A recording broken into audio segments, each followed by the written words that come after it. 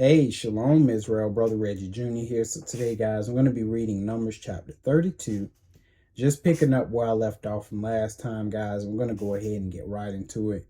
Numbers 32 and 1, and it says, Now the children of Reuben and the children of Gad had a very great multitude of cattle. And when they saw the land of Jazer and the land of Gilead, that behold, the place was a place for cattle, the children of Gad and the children of Reuben came and spake unto Moses, and to Eleazar the priest, and unto the princes of the congregation, saying, Adaroth and Dibon, and Jazer, and Nimrah, and Heshbon, and Eliah, and Shebim, and Nebo, and Beon, even the country which the Lord smote before the congregation of Israel, is a land for cattle, and thy servants have cattle. Wherefore they said, if we have found grace in thy sight, and I like that, if we have found grace in the sight, grace because not Moses and them, but the Lord, he don't have to give you nothing, especially the way the children of Israel had been acting. The Lord could have easily been like, nah, but nevertheless, the Lord is gracious enough to hear your plea. So it says, if we found grace in thy sight, let this land be given unto thy servants for a possession, and bring us not over Jordan. So you already know Moses and Eleazar is thinking already that these guys are trying to scheme. Verse 6, and Moses said unto the children of Gad and to the children of Reuben, shall your brethren go to war, and shall you sit here? In other words, we got what we want, and so we ain't gonna help our brothers. We got what we got. They gonna have to go get theirs. And see, that's how these Israelites today, that's how they operate. They work hard, they get theirs. They like, well, the hell with my people. I work hard, I got my own. Hey, they gonna have to get their own. I ain't helping them, I ain't doing nothing. That's not love, brothers and sisters. You need to help your brothers and sisters when you can. That's that Babylonian doctrine. You get yours, I got mine, you get yours. I don't like that, brothers and sisters. That's evil. And that's what Moses was basically accusing them of. He like, I see what this is. Y'all got what y'all got. And now you don't want to help your brothers. You're going to just leave them. It says, verse 7, and wherefore discourage ye the heart of the children of Israel from going over into the land which the Lord have given them. Because Moses was thinking that, hey, y'all don't want to fight. You got what you got here, and you basically saying you good, because that would have weakened Israel. Wait a minute, they're leaving us to fight by ourselves. You know how Israel is. So that's what he's saying. You trying to discourage them, discourage their heart. Verse 8, thus did your fathers when I sent them from Kadesh Barnea to see the land. For when they went up into the valley of Eshcol and saw the land, they discouraged the heart of the children of Israel, that they should not go into the land which the Lord had given them. And the Lord's anger was kindled the same time. Because remember, they had went over into the land of Canaan, and they spied out the land. But them 12 men that went over, 10 of the 12, they had brought back a very evil report. And it caused faintness of heart in the children of Israel, wherein they defied the Lord. And the Lord was so mad, he made them wander in that wilderness for 40 years. They dropped dead. It says, and the Lord's anger was kindled at the same time, and he swears, saying, surely none of the men that came up out of Egypt from 20 years old and upward shall see the land which I swear unto Abraham, unto Isaac, and to Jacob, because they have not wholly followed me. Why? Because these were children in whom were no faith. God don't like Israelites, brothers and sisters, that don't have no faith. That's why the Lord always talk about our father Abraham, because he was a man of faith, brothers and sisters. So those that are the children of Abraham are the Israelites that's got faith. And he says, for they have not wholly followed the Lord. And that's another thing. You can't fool the Most High. He knows who is wholly following him and who is not. Verse 13. And the Lord's anger was kindled against Israel, and he made them wander in the wilderness 40 years, until all the generation which had done evil in the sight of the Lord was consumed. And behold, ye are risen up in your father's stead, an increase of sinful men. He wanted them to know you are the children of sinful men, to augment yet, or provoke, the fierce anger of the Lord toward Israel. For if ye turn away from after him, he will yet again leave them in the wilderness, and ye shall destroy all this people. Meaning, yeah, they're going to get destroyed, but you're going to pay the ultimate price for causing that destruction. So them 10 men that made the children of Israel's heart faint, guess what? They're going to pay the ultimate price at the end for that evil that they did in bringing that evil report. Your actions, brothers and sisters, they have consequences, whether you want to believe that or not. 16.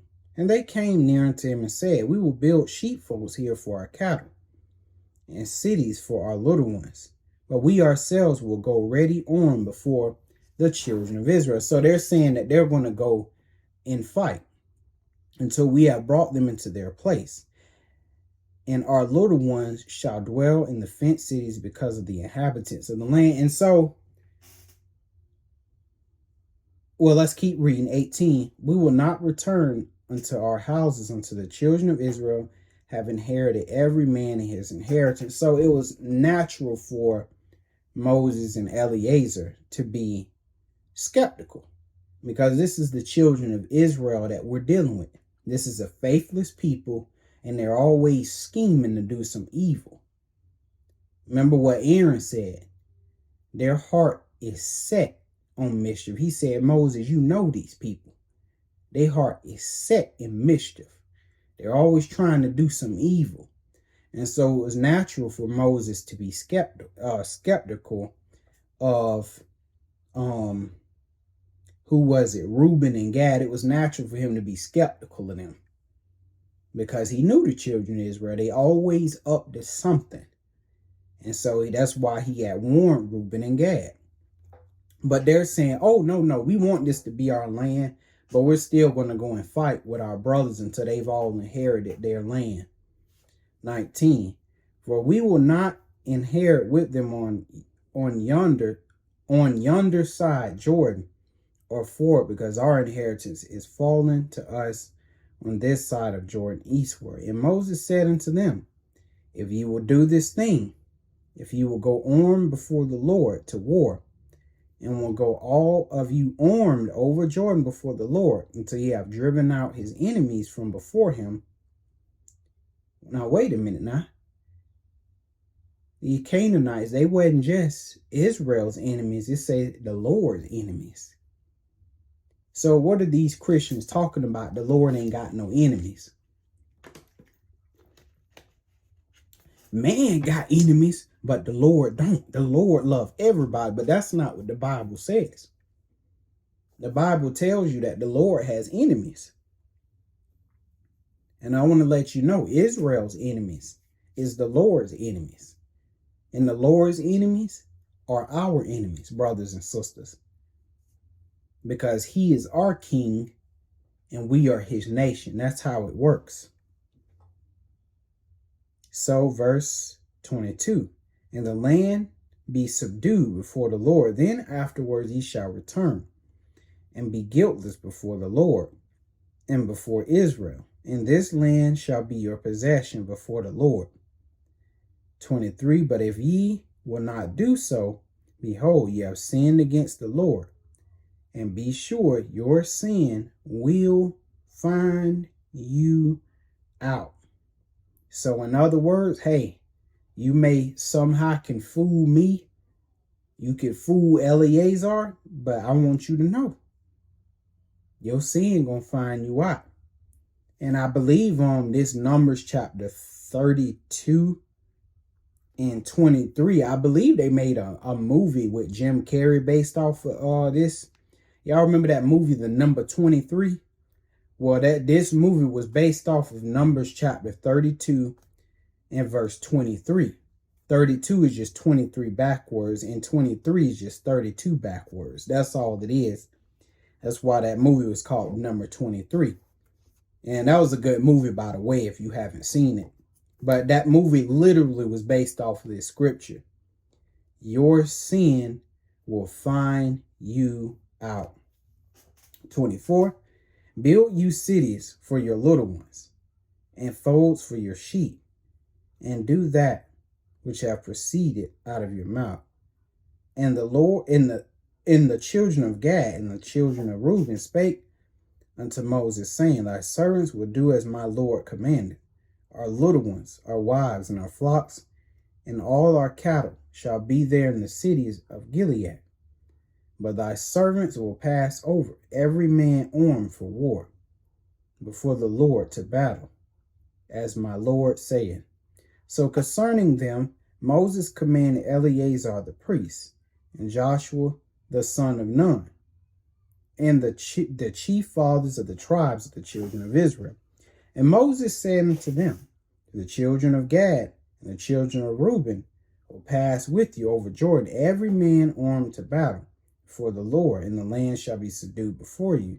Then ye shall give them the land of Gilead for a possession.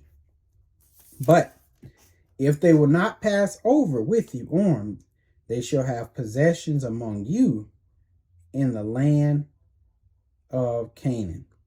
And the children of Gad and the children of Reuben answered, saying, As the Lord hath said unto thy servants, so will we do. We will pass over armed before the Lord into the land of Canaan, that the possession of our inheritance on this side of Jordan may be ours. Oh, man, it's been a long day. 33. And Moses gave unto them, even to the children of Gad, and to the children of Reuben, and unto half the tribe of Manasseh, the son of Joseph, the kingdom of Sihon, king of the Amorites, and the kingdom of Og, king of Bashan, the land, with the cities thereof in the coast, even the cities of the country round about.